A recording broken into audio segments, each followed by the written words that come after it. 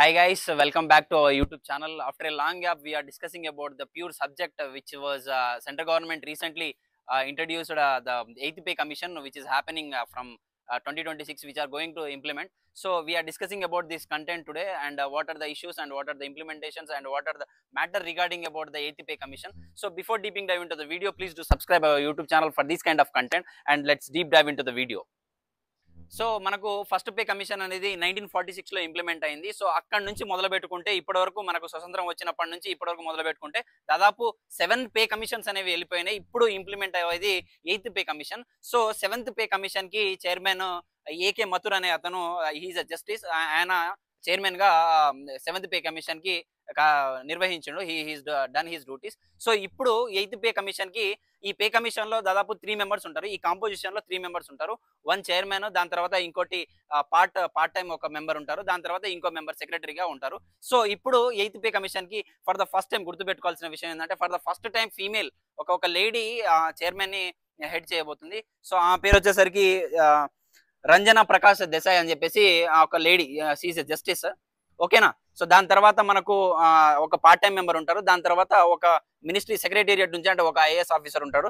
So దానికి ఒక IAS officer ఎవరంటే పంకజ్ జైన్ అని చెప్పేసి నేచురల్ గ్యాస్ అండ్ పెట్రోలియం నుంచి ఆయన ఒక ఐఏఎస్ ఆఫీసర్ అపాయింట్ అవుతారు. దాని తర్వాత పులక్ ఘోష్ అని చెప్పేసి ఐఏఎం నుంచి ఒక అతను ఉంటాడు. సో ఈ ముగ్గురు అనేటోళ్ళు ఈ పే కమిషన్ కి రికమెండేషన్స్ అనేది ఇస్తారు. సో ఈ రికమెండేషన్ సెంట్రల్ గవర్నమెంట్ కి వర్తించదు. అంటే it is not binding on the central government. It can have just to implement that's it.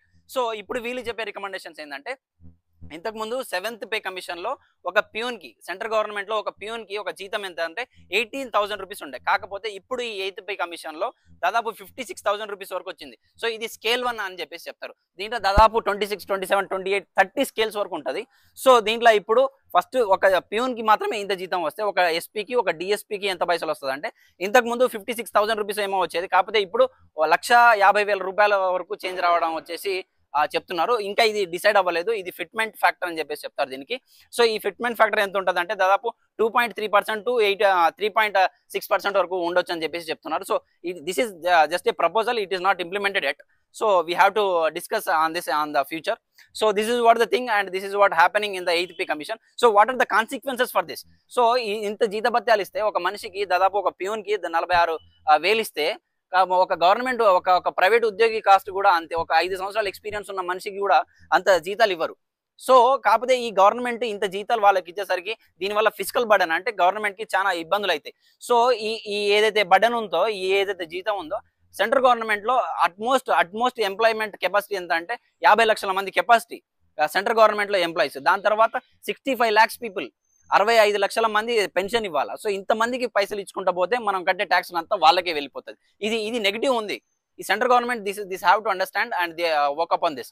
And ఇంకోటి ఏంటంటే దీనివల్ల ప్రైవేట్ పీపుల్ పైన చాలా ఇబ్బందులు వస్తున్నాయి. సో ప్రైవేట్ లో ఎంత చేసినా కూడా 30,000, 40,000 వస్తుంది. కాకపోతే గవర్నమెంట్ లో 50,000, 60,000 జీతాలు ఇచ్చుకుంటా పోతే ఎట్లా కట్టే ట్యాక్స్ మనము. సో ఇవన్నీ సమస్యలు ఉన్నాయి. సో వీటిపైన ఇంకా కాన్స్టిట్యూట్ అవ్వాలి, దీనిపైన మాట్లాడాలి. So this is what the video we're discussing about. మీకేమైనా ఆలోచనలు, మీకేమైనా మీ థాట్స్ ఏమైనా ఉంటే please do comment in our section. So thank you for watching and I will see you in the next video. Bye bye, take care.